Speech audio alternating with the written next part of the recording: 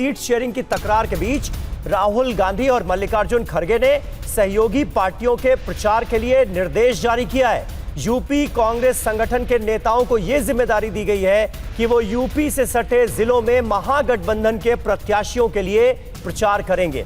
इन जिलों में महाराजगंज के नेता पश्चिमी चंपारण, कुशीनगर कांग्रेस के नेता गोपालगंज में प्रचार करेंगे, गोरखपुर कांग्रेस संगठन के नेता पूर्वी चंपारण में प्रचार करेंगे। यानी एक पूरा खाका तैयार किया गया है कि कौन सा नेता बिहार में कहां पर चुनाव प्रचार करेगा। कुमार विक्रांत हमारे सहयोगी इस वक्त हमारे साथ मौजूद हैं। कुमार, ये तो बड़ी तैयारी नजर आ रही है कांग्रेस पार्टी की। यूपी के नेताओं का भी उन जगहों पर इस्तेमाल किया जाएगा बिहार के अंदर जहां वो प्रभाव डाल सकते हैं। देखिए, जिस तरीके से सीट बंटवारे के बाद रिश्तों में बर्फ जम गई थी, उसको पिघलाने की कोशिश कांग्रेस ने शुरू की है और अपने उत्तर प्रदेश के संगठन जो हैं राज्य और जिलेवार, उनको सटे हुए जो इलाके हैं बिहार के, वहां हर जिले को एक जिले की जिम्मेदारी दी गई है और साफ साफ कहा गया है निर्देश में राहुल और खड़गे के द्वारा कि वो वहां पर महागठबंधन के प्रत्याशियों का प्रचार करें। ये शुरुआत की है, जिसका अगला कदम ये है कि अब अशोक गहलोत और तेजस्वी यादव मुलाकात कर रहे हैं और कल एक बहुत दिनों से जो बर्फ जमी हुई थी उसको पिघलाने के लिए और तमाम चीजों को सामने रखने के लिए कल एक प्रेस कॉन्फ्रेंस, साझा प्रेस कॉन्फ्रेंस महागठबंधन के नेताओं की होने जा रही है, जिसमें ये माना जा रहा है कि सभी दल ये मानेंगे कि हमसे कुछ खामियां रह गई हैं जिसके चलते समन्वय नहीं हो पाया सीट बंटवारे में, लेकिन भविष्य में सब कुछ ठीक रहेगा और आने वाले वक्त में कैसे तेजस्वी यादव को चेहरा बनाना है, इस पर भी कल फैसला संभव है और साथ ही साथ भविष्य का जो ज्वाइंट कैंपेन का प्लान है वो भी सामने रखा जाएगा। यानी कि बहुत कुछ जो बिगड़ा है पिछले एक हफ्ते 10 दिन में, उसको सुधारने का, उसको पटरी पर लाने की कोशिश के तौर पर इसको देखा जा रहा है। ठीक है, सहयोगियों का प्रचार भी करेंगे कांग्रेस पार्टी के नेता और महागठबंधन में जो फूट की खबर सामने आ रही थी, कहा जा रहा था कि एकमत नहीं है तमाम दल महागठबंधन में शामिल, तो अब कहीं ना कहीं सब कुछ ठीक करने की कोशिश की जा रही है और महागठबंधन के तमाम नेता एक press conference, joint press conference करके ये ऐलान कर सकते हैं। और तेजस्वी यादव के वादे पर बिहार के डिप्टी सीएम सम्राट चौधरी और केंद्रीय मंत्री चिराग पासवान का क्या कहना है, सुनाते हैं आप। ये लोग गप मारने लोग हैं। पहले कहा कि 2,70,00,000 लोगों को सरकारी नौकरी दे।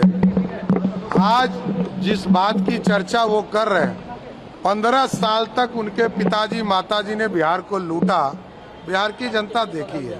पूरे परिवार ने 1 लाख लोगों को भी सरकारी नौकरी नहीं दिया। ये पूरा बिहार जानता है, ये लोग गप मारने वाले लोग हैं और ये लोग सिर्फ सपना दिखा सकते हैं। चुनाव के समय याद होता है, चुनाव के बाद याद नहीं रहता। ये लोग सिर्फ लूटने के लिए जाने जाते हैं और बिहार को बर्बाद करने के लिए। पहले सरकार में तो आ जाए प्रभु, आपसी मतभेद तो इनके खत्म हो।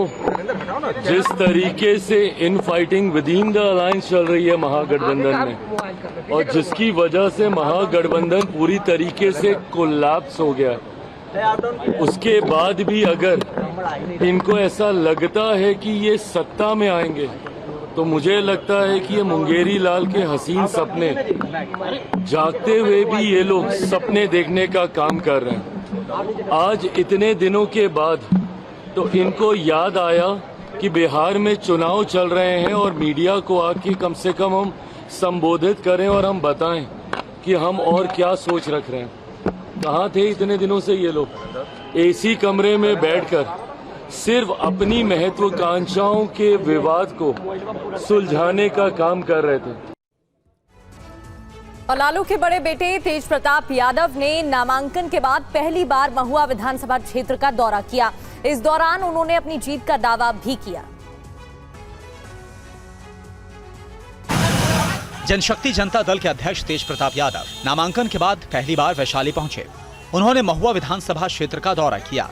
तेज प्रताप यादव ने लोगों से घर घर जाकर मुलाकात की। लोगों से जनसंपर्क करते हुए उन्होंने अपनी जीत का दावा किया। महागठबंधन में फ्रेंडली फाइट पर तेज प्रताप ने कहा कि यह महागठबंधन का अंदरूनी मामला है, हमारी पार्टी अलग है और हम इस पर पूरे आश्वस्त हैं और पूरे विश्वास के साथ हम कहना चाहते हैं कि इस बार लगता है कि अब इंजीनियरिंग कॉलेज मिलकर आएगा महुआ में। कैसे देख रहे हैं? एक तरफ तो महागठबंधन के उम्मीदवार है, फिर बच्चा राय का नॉमिनेशन और उससे संजय सिंह है, इसमें कैसे जो पार्टी देखिए हम अपना प्रचार कर रहे हैं, कौन क्या कर रहा है नहीं कर रहा है वो जाने, उसका काम जाने। हमको अपना जनता के लिए करना है, वो करे ना करे वो अलग बात। तो महागठबंधन में देखा जा रहा है कि कई जगह फ्रेंडली फाइट भी हो रहा है आपस में ही। तो महागठबंधन का मामला है, उस पर हमको क्या, हमारा पार्टी अलग है। तेज प्रताप यादव ने छठ पर लोगों को बिहार आने में हो रही परेशानी को लेकर उन्होंने कहा कि सरकार को लोगों के लिए उचित इंतजाम करना चाहिए। मुजफ्फरपुर की रैली के दौरान सीएम नीतीश कुमार की ओर से एनडीए प्रत्याशी रमा निषाद को माला पहनाने की घटना की जमकर चर्चा हुई। इस पूरे मामले पर तेजस्वी यादव ने भी सवाल खड़े किए। आप देखिए हुआ क्या था। दरअसल इस रैली में सीएम नीतीश कुमार ने अपने संबोधन के आखिर में रमा निषाद को अपने पास बुलाया।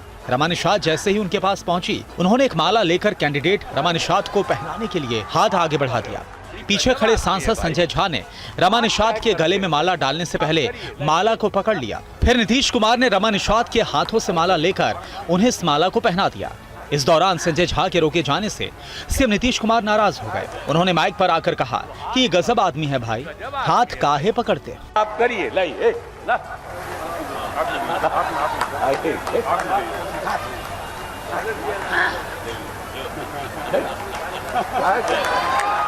वो हाथ कर रहे हो, ये गजब आदमी है भाई, हाथ काहे करते हैं सब। इस घटना पर नेता प्रतिपक्ष तेजस्वी यादव ने सवाल खड़े किए। उन्होंने कहा कि मुख्यमंत्री अगर स्वस्थ हैं तो लिखा हुआ भाषण पढ़कर ऐसी हरकतें क्यों कर रहे हैं। इस चुनाव में आरजेडी लगातार सीएम की सेहत को मुद्दा बना रही है और नीतीश के स्वास्थ्य पर सवाल खड़े कर रही है। और दरभंगा के जाले विधानसभा के बीजेपी उम्मीदवार पर घड़ी बांटने का आरोप लगा है। पुलिस ने स्कॉर्पियो जब्त कर ली है और जांच शुरू कर दी। आप लोग हमारे ये स्कॉर्पियो बीजेपी प्रत्याशी जीवेश मिश्रा के नाम से अलॉट की गई है। इस गाड़ी में प्रचार सामग्री के साथ बीजेपी चिन्ह वाली घड़ियां भी मिली हैं। स्थानीय लोगों ने जब इस गाड़ी को रोका तो इसमें ये सामान मिला। कांग्रेस प्रत्याशी ऋषि मिश्रा ने आरोप लगाया है कि मतदाताओं को प्रभावित करने के लिए घड़ियां बांटी जा रही हैं। देखिए सारा सामान जो है भारतीय जनता पार्टी का है और ये काम आज नहीं हो रहा है, ये काम 1 महीने से हो रहा है और हर एक घर में हर एक गाँव में पहुँचाया गया है और ये गूंगी बैठी सरकार चुपचाप है। देखिए वहीं बीजेपी उम्मीदवार जीवेश मिश्रा ने कहा कि ये सब प्रचार सामग्री है जिसे कानूनी रूप से खरीदा गया है।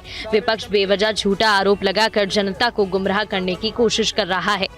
गाड़ी का परमिशन लिया हुआ है चुनाव आयोग से और उस गाड़ी में जो प्रचार सामग्री थी, प्रचार सामग्री हमको अपने पैसे से अपने जो चुनाव आयोग के खर्चे में बिल लिया हुआ प्रचार सामग्री है। प्रचार सामग्री बांटने का भी अधिकार है।